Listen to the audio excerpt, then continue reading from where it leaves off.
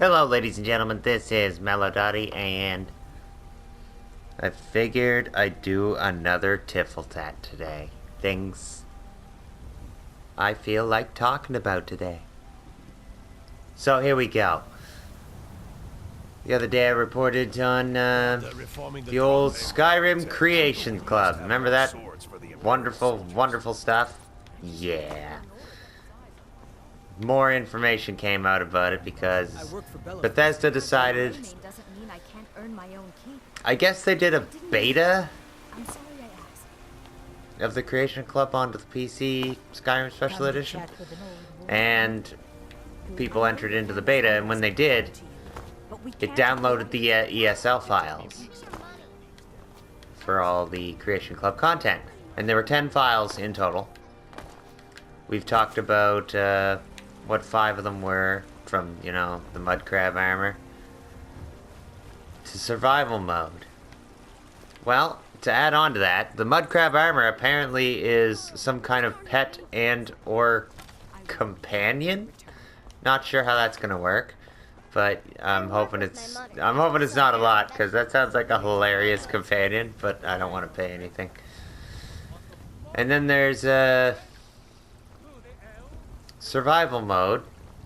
I'm gonna do another video on that when it drops, just so I can remind people, but for the first week, survival mode's gonna be free, and for the first week I insist that you get it while it is free, because this is content you should get for free anyway. And even though you're not, you can grab it for free in the first week, and if you don't, it's gonna cost you 800 Creation Club points to get it. You can't even get 800 points with the lowest tier. The lowest tier is 750 points. That's about $8. You'd have to buy the next tier up, and the next tier up is $15. So if you want survival mode, you're gonna have to spend minimum $15 to get it. And no, that's not okay. I'll go over the Skyrim survival mode in a future video when it drops, so I can tell you all about it, how it works, and remind people, grab it for free while you can. It's the other 5 things that came to light that I'm kind of interested in. 2 of them seem pretty straightforward. Stendarr's Hammer, which you may remember if you've played Morrowind and the Tribunal DLC. It was a hammer that had an insane amount of carry weight. It was crazy heavy, and you could only swing it a couple times before it broke because it had like no durability.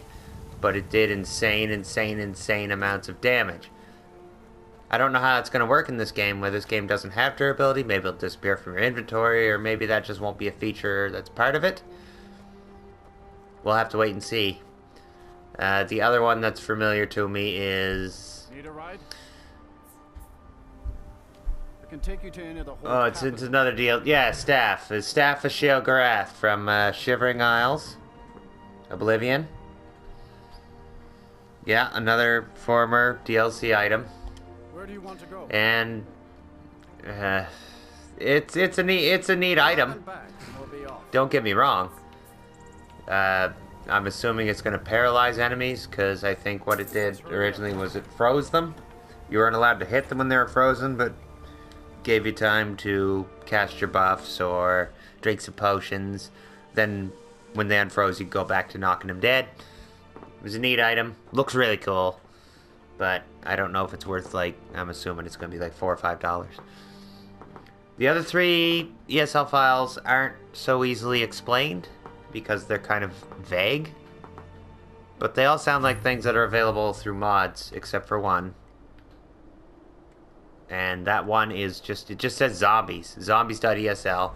And in the previous trailer, in Zombies ESL, I'm assuming is what we saw in the previous trailer, it looked like some undead person carrying a weapon wandering through a cave or a dungeon. And not really anything was explained about it.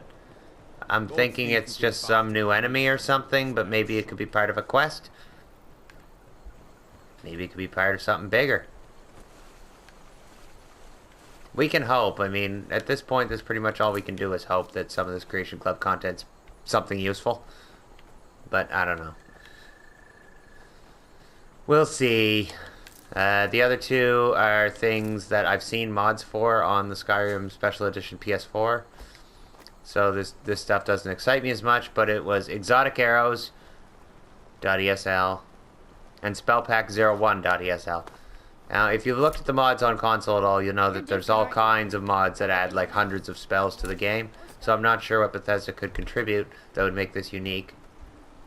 Again, wait and see. But that's one of them. And the other one,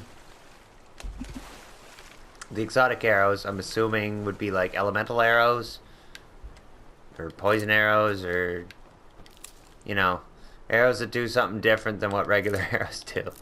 Basically, maybe arrows with spells attached, buff arrows, debuff arrows.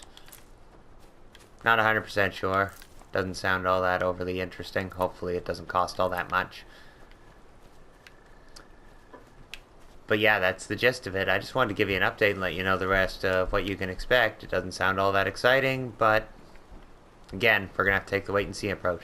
So until next time, and until I feel like talking about something today again, this is Melodaddy saying bye-bye.